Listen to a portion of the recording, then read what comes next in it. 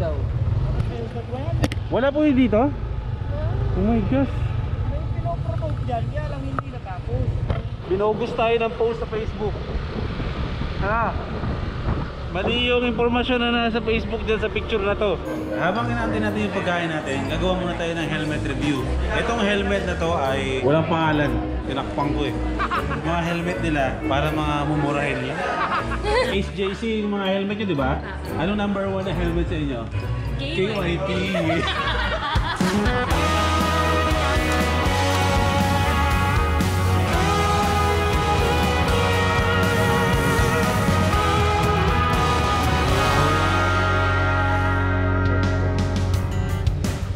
Okay mga first timers, panibagong vlog. Anong first time ang meron sa inyo yun?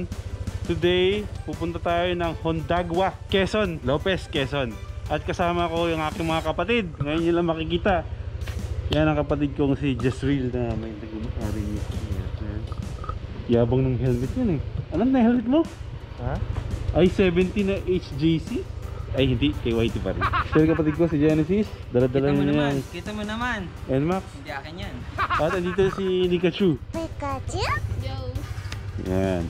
At andito si Tito na nagbo-motocross dati. Dito na. Try ko kaya yung enduro. Hindi, joke lang. Wait men, kailangan ko ng explanation. Bakit ay pupunta doon? Saan mo ba nakita yung lugar na gusto mong puntahan? Sa picture. Sa picture.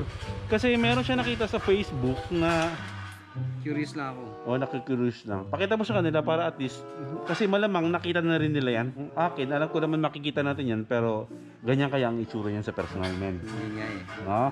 Wala. Wala. I-search nila muna natin. Ako na lang mag-i-search sa ating. O ito na lang. Yan yung lugar na yan na sinasabi niya. So malamang nakita niyo na rin yan.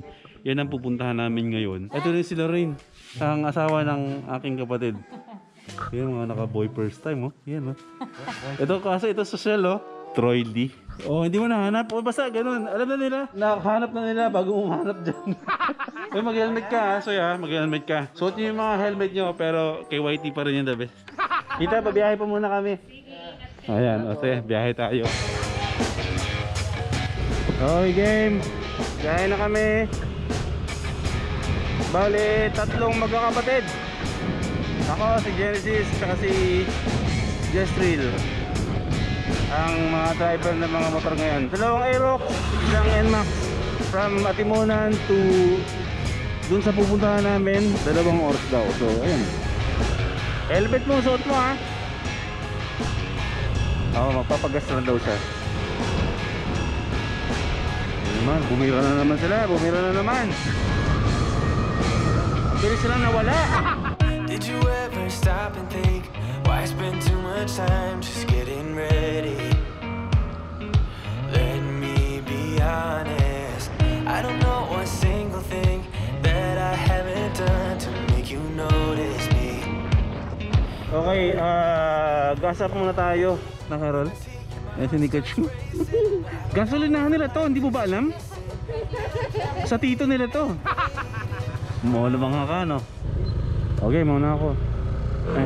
Babalik ulit kami kay Troy para kunin yung mga ORCRs ng mga motor.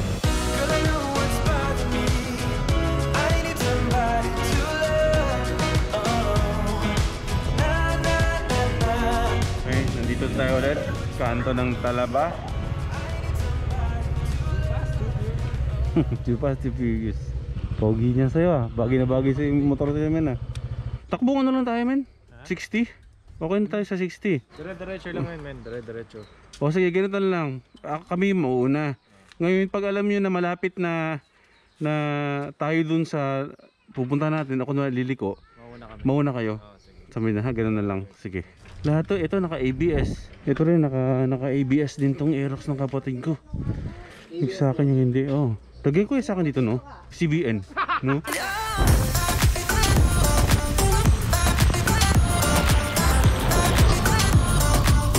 Welcome to Plaridel Kia in Quezon. May Plaridel din pala dito, parang Bulacan din.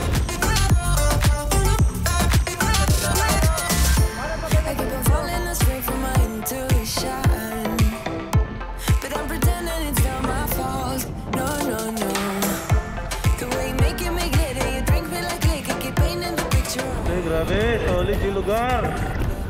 Ibang klase. Grabe naman to. Wow! Ibang klase. Like a golden crown rolling high up in the sky. Oh, it's the way you make me feel so good right now. It's the way you make. Ay, muntikan pa si Bunsoy doon. Sisimba tayo. Saan na tayo? Okay, game. Alawan. Balik tayo. Nagkadaligo-ligo na tayo. 41 kilometers mula dito. 31. 31. Isang mahabang 31 kilometers lang mararating na natin yung Ondagua. Dire-diretso lang yung kalsada. Mga riles ng tren dito. Siguro itong riles ng tren na to nakakonekta yan dun sa riles ng tren sa sa Malinta, sa amin, sa Valenzuela, sa Malolos, no? Kasi di ba ang dating PNR, ang pinakadulo nun is nasa Bicol. Parang mula dito hanggang Bicol parang 9 hours pa yata ang driving. Ganun siya kalayo yung Bicol dito. So galing lang, no? Kamain sa tabing dagat. Parang ang sarap mag-dinner dun, ah. Grabe, napakaswerte niyo mga taga Quezon. Ganito ang lugar niyo. Naiinggit ako sa inyo.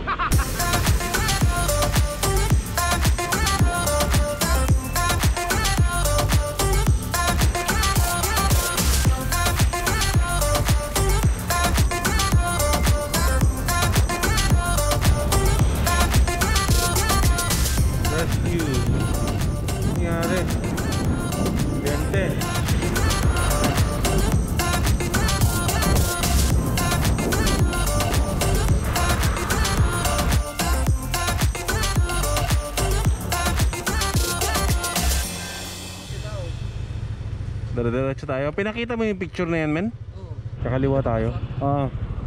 Tapos, tingin-tingin lang muna, men. Grabe yung mga sasakyan dito, eh.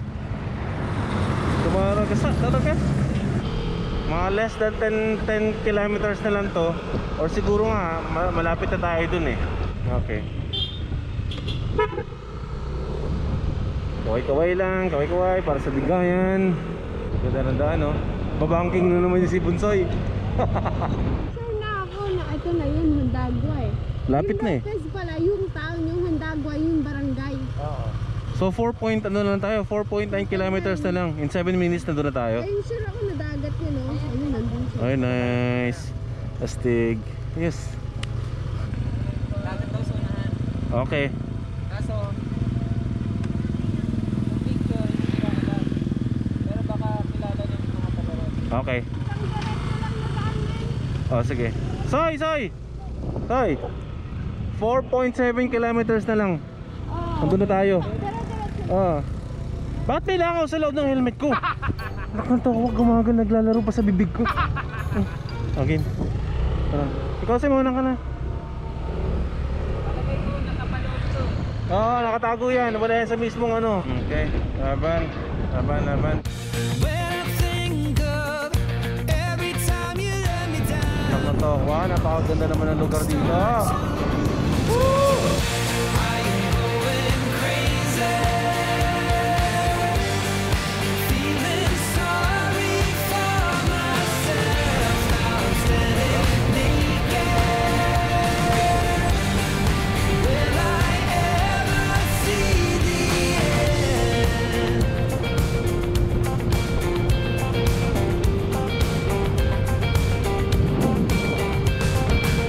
All I ever think about when I'm lying on the floor, how can I hurt you just like you hurt me? I never ever. Mauna kami, men. Kami mauna para saya namin kayo kung saan liligo.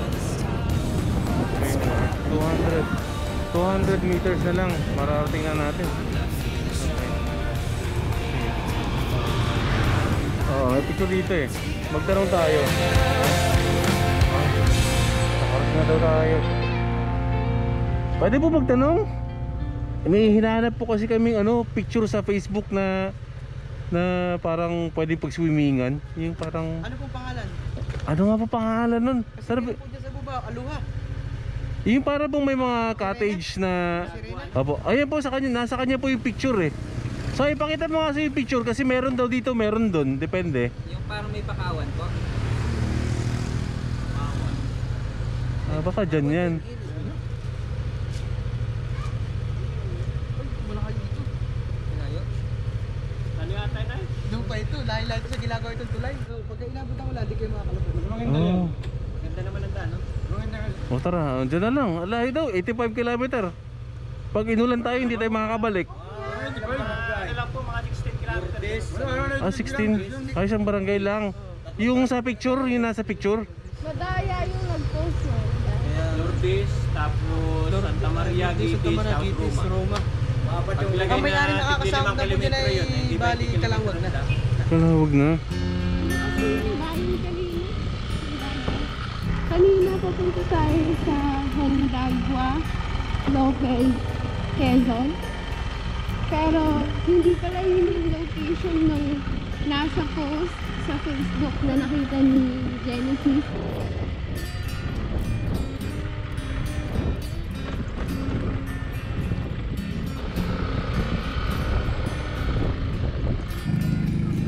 Nagkakaroon na kami ng problema kasi malayo-layo po yung lugar na tinuro sa amin, pero nung medyo malapit na kami, yung lugar na hinahanap namin, hindi naman daw dito yun. Hindi naman daw. Hindi ko yun sa ibang bansa yung picture na yan, no? Nirepost sa Facebook. Ano? Ayun kay kuya, baka alam ni kuya. Dagwa lang. Kasi andito na kami. Sayang naman kapag hindi namin tinuloy kasi yun yung pinuntahan namin, pero parang nagiging malabo yung nangyayari kasi Hondagua daw, Hondagua, Lopez, Quezon. Tapos pagdating sa Hondagua, wala daw ganun doon. Tapos parang yung iba sinasabi nila na sa ano pa daw yun sa... ito may sinasabi si kuya. May sinasabi si kuya. Teka, punta natin. Hindi daw. Wala po yun dito? Oh my gosh. May pinopropose yan, kaya lang hindi natapos. Po. Salamat. So binugus tayo ng post sa Facebook.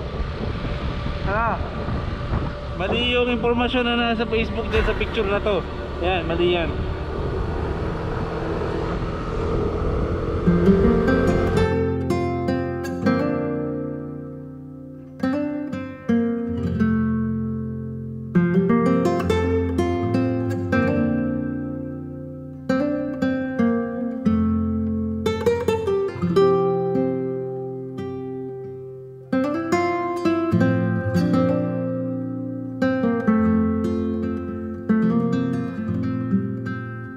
Negative pa rin. Nagtanong kami dun pero hindi pa rin to yung lugar na yun. Ano men? Ano sabi? Ang tanong ba, nag-exist ba yung picture na yun talaga dito? Dito ba talaga yun or hindi? Yun na. Baka nag-good time lang yung nag-post dyan, no? Kasi, eto nga yan. Nakita ko lang siya kasi bigla, tapos sin-screenshot ko kasi mawawala lang bigla yan. Oo, pamilya. Ako, dati ko pa nakikita tong picture na to. Pero, alam ko naman nag-exist talaga tong picture na to. Kaso nga lang kasi, men, siguro mga last year yan. Nakita ko yan, last year yan. Nung nag-pinost yan, meron nag-comment ng totoong itsura ng lugar na yan na hindi naman siya ganyan ka-clear talaga. As in, parang sapa lang yan. Ganun siya. Kumbaga, baka daw edited yung tubig. Pero hindi sure. Pero at least yun, nag-exist talaga na mayroong ganyan. Pero ang tanong kasi, malaking tanong, saan yan? Yun nga eh. Kasi di ba? Wala siya, wala nakakaalam dito ng may ganyan. Ha? Blade tayo. Anyways, nandito tayo ngayon sa Hondagua.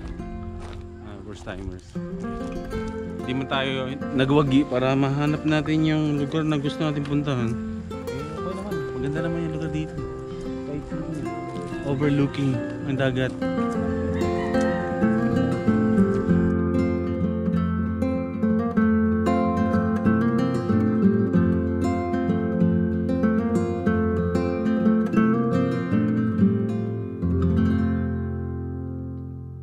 Walang nangyari sa lakad namin, hindi kami nakaligo kasi yun nga, hindi namin mahanap yung lugar na dapat, samahan mo muna ako dito, na dapat maliligo kami. Yun nga yung picture na yun na nakikita namin madalas sa Facebook. Pero ayan, along the way dito sa Gumaka, ginabi na kami at andito kami sa tabi ng dagat. Hindi nyo lang makita pero tabing dagat, malinis, walang amoy. Yun. Tapos dito merong restaurant dito na parang hindi naman siya sobrang mamahal yung restaurant. Pasok tayo doon, kakain lang muna tayo ng konti lang na malagyan na lang pagkain yung tiyan namin. Kasi si tita nagluto naman daw sa bahay, so doon kami magdi-dinner. Pero talagang hindi na namin kaya ang gutom namin. So, kain tayo sa loob.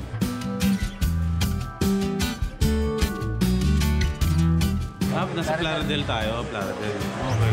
Mali pala ako, nasa Plaridel pala. Plaridel. Bulacan. Wait lang, pipili tayo dito. Complimentary breakfast, oh? Hindi, pansit. Isang lomi, kuya. Sabi mo, ganun yung life ko, no? Puro biyahe. Gusto ko to eh. Sarap ko yan. Kaya minsan, pagod ka na, wala ka magawa eh. Gusto ko to eh. Kami kanina eh. Gusto mo samahan kitang vlog? Tara! Mag-vlog na rin ako pero ikaw edit. Ayos ah. Iniwan ko na nga yung ABS bro kasi ayoko nang kaka-edit eh. Kasi magiging editor mo ako. Yan na lang tayo muna sa akin yung mag-edit. Mag-resign ako sa tricycle. Wag! Pro-resign ka mag-tricycle eh. Mas malaki pa kita mo sa nag-o-opisina. Oo nga. Totoo. Hindi ko sabihin na masama ang opisina pero malaki ang kita ng tricycle driver. Ang maganda dyan kasi hawak mo yung oras mo. Ganito. Nakakasama ako sa ganito. Okay, sige. Habang inaantay natin yung pagkain natin, gagawa muna tayo ng helmet review. Itong helmet na to ay walang pangalan. Boypay lang, tinakpang ko eh. Okay. Wala. Ito naman, mga helmet nila para mga mumurahin lang. Kaya ayoko din. Sa kulay pa lang, dalawang kulay lang kaya eto. Talaga. Hindi naman sa nagiging bias ako ha, mga first timers ha. KYT is KYT yan. Parang sinabi mo parang tide is tide, gano'n. Parang iPhone is iPhone. Ako naman, mga first timers, hindi sa nagiging bias ako sa mga brand ng helmets ha. Kasi lahat ng mga to, lahat yan sila, nagre-reklamo sila na masakit sa mga ulo nila, mahigpit. Yung KYT, wala ang kaayaw na rin na hinaing sa akin. Tsaka kay Nikachu, di ba? Wala, di ba? Sobrang comfortable sa ulo, hindi sumasakit yung mga tenga namin tulad ng iba dyan. No? HJC, yung mga helmet nyo, di ba? Di ba? Anong number 1 na helmet sa inyo? KYT.